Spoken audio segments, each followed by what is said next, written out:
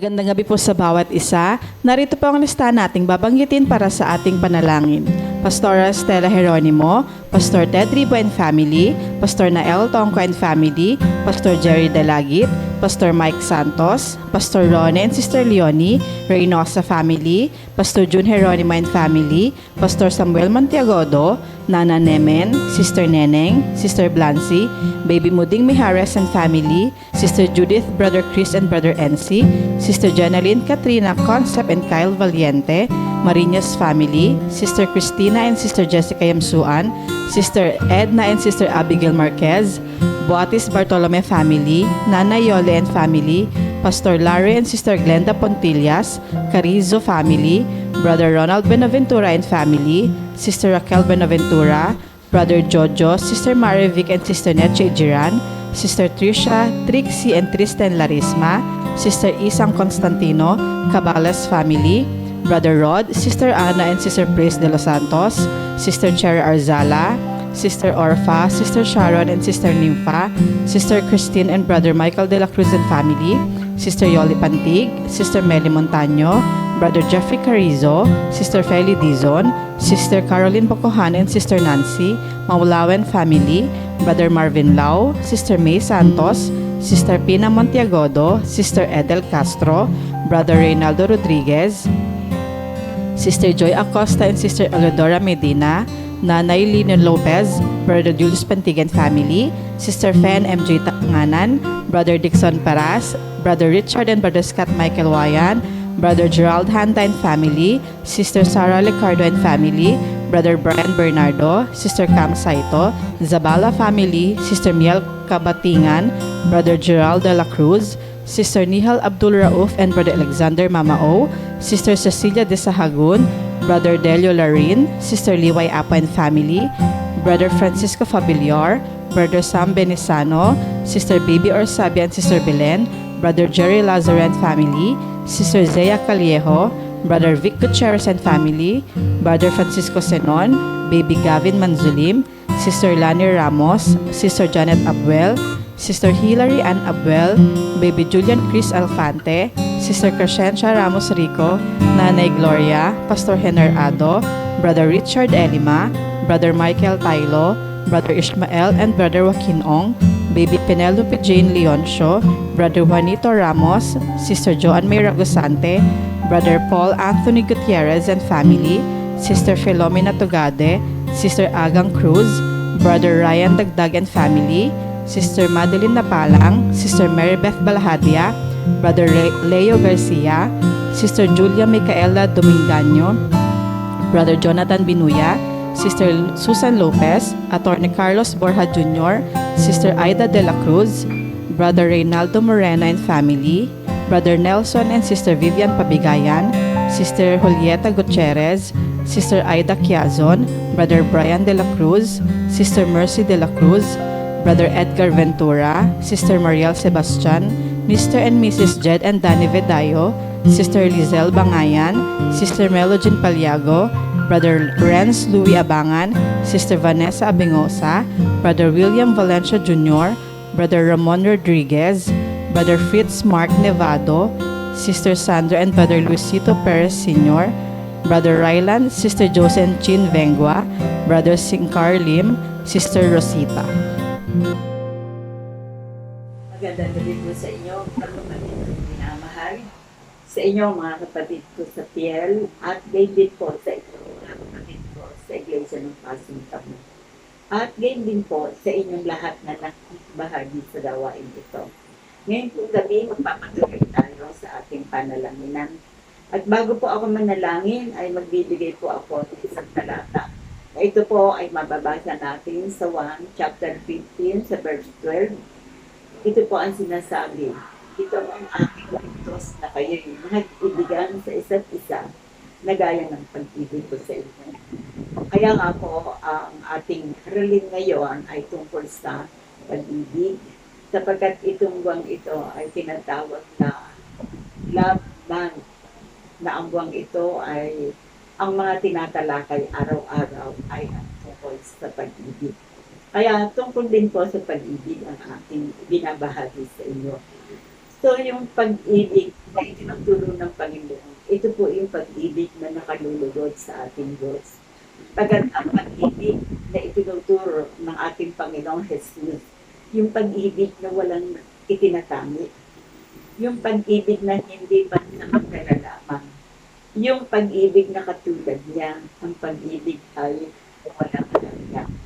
At paano natin maipakikita sa Panginoon na tayo ay umiibig sa Kanya, na ating sinusunod ang Kanyang mga utos, kapag tayong magkakapatid ay nagpapatuloy sa pag-iibigan.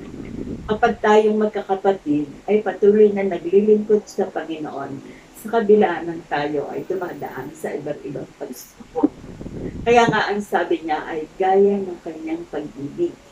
Ang pag-ibig kasi ng Panginoon ay ipinakita sa atin sa pamamagitan ng Kanyang mga sakripisyo. At tayo din, kung ibig natin sundin ng Panginoon, ay mag-iibigan tayo sa pamamagitan ng pagdadalanginan, sa pamamagitan ng pagtutulungan, sa pamamagitan ng ipakita natin sa ating mga kapatid ng ating pag-ibig sa Kanya ay tunay sapagkat tayo ay mga anak ng Diyos. Kaya sa gabi ito po ang aking ibinabahagi sa inyo mga kapatid, sapagkat napakahalaga ng pag-ibig ng ating Diyos.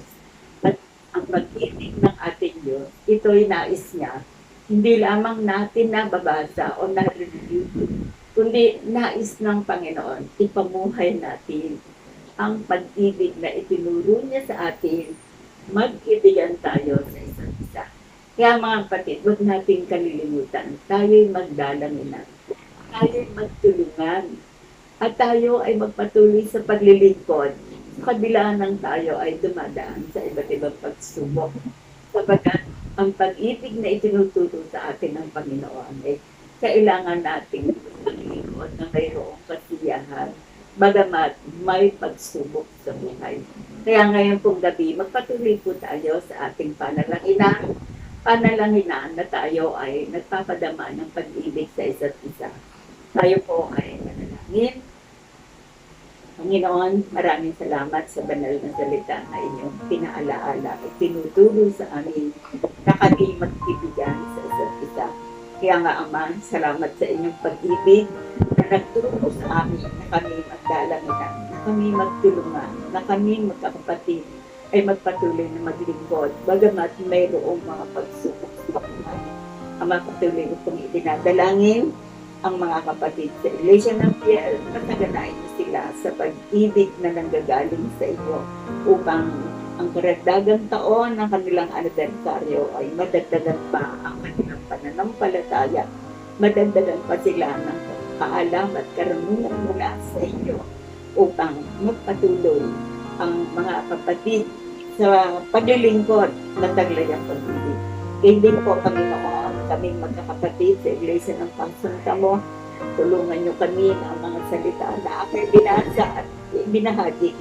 Ito po ibigay niyo ng bisat kapangyarihan sa aming buhay, lalo na po sa panahon sa pamamagitan ng pag-ibig niyo ay dagdagan niyo kami ng pananampalataya upang ang panalangin naming magkakapatid ay magpatuloy, upang ang pagtutulungan ng magkakapatid ay magawa namin ang ayon sa inyong kalooban.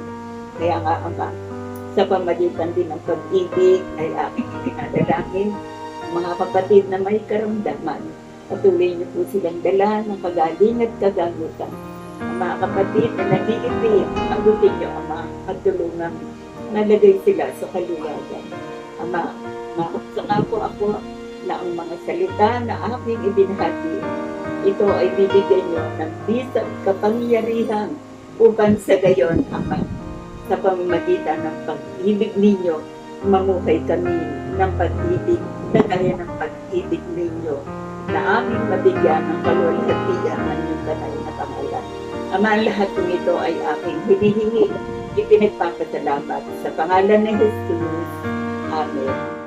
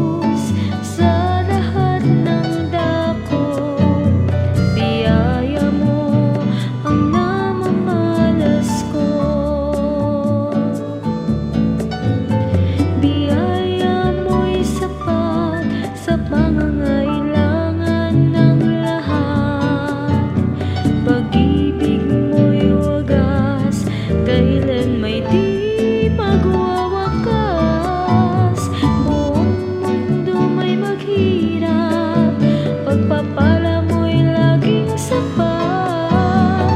Dapat nga lang makilala ka ng lahat.